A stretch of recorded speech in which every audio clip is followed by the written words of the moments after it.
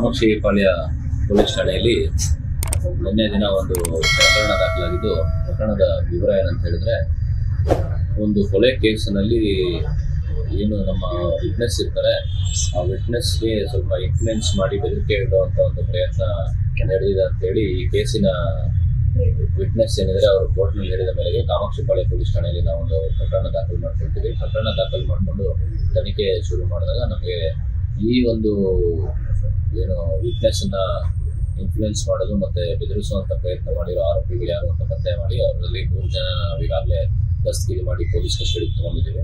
ಹೆಚ್ಚಿನ ವಿಚಾರಣೆ ನಡೀತಾ ಇದೆ. ಕಾಮಾಕ್ಷಿಪಾಳ್ಯ ಪೊಲೀಸ್ ಠಾಣೆಯಲ್ಲಿ ನಿನ್ನೆ ದಿನ ಒಂದು ಪ್ರಕರಣ ದಾಖಲಾಗಿದ್ದು, ಪ್ರಕರಣದ ವಿವರ ಏನಂತ ಹೇಳಿದ್ರೆ, ಒಂದು ಕೊಲೆ ಕೇಸಿನಲ್ಲಿ ಏನು ನಮ್ಮ ವಿಟ್ನೆಸ್ ಇರ್ತಾರೆ, ಆ ವಿಟ್ನೆಸ್ಗೆ ಸ್ವಲ್ಪ ಇನ್ಫ್ಲುಯೆನ್ಸ್ ಮಾಡಿ ಬೆದರಿಕೆ ಇಡುವಂಥ ಒಂದು ಪ್ರಯತ್ನ ನಡೆದಿದೆ ಅಂತೇಳಿ ಈ ಕೇಸಿನ ವಿಟ್ನೆಸ್ ಏನಿದ್ರೆ ಅವರು ಕೋರ್ಟ್ನಲ್ಲಿ ಹೇಳಿದ ಮೇರೆಗೆ ಕಾಮಾಕ್ಷಿಪಾಳ್ಯ ಪೊಲೀಸ್ ಠಾಣೆಯಲ್ಲಿ ನಾವು ಒಂದು ಪ್ರಕರಣ ದಾಖಲು ಮಾಡ್ಕೊಳ್ತೀವಿ. ಪ್ರಕರಣ ದಾಖಲು ಮಾಡಿಕೊಂಡು ತನಿಖೆ ಶುರು ಮಾಡಿದಾಗ ನಮಗೆ ಈ ಒಂದು ಏನು ವಿಟ್ನೆಸ್ನ ಇನ್ಫ್ಲುಯೆನ್ಸ್ ಮಾಡೋದು ಮತ್ತು ಬೆದರಿಸುವಂಥ ಪ್ರಯತ್ನ ಮಾಡಿರೋ ಆರೋಪಿಗಳು ಯಾರು ಅಂತ ಪತ್ತೆ ಮಾಡಿ ಅವರಲ್ಲಿ 3 ಜನ ಈಗಾಗಲೇ ದಸ್ತಗಿರಿ ಮಾಡಿ ಪೊಲೀಸ್ ಕಸ್ಟಡಿಗೆ ತಗೊಂಡಿದ್ದೇವೆ.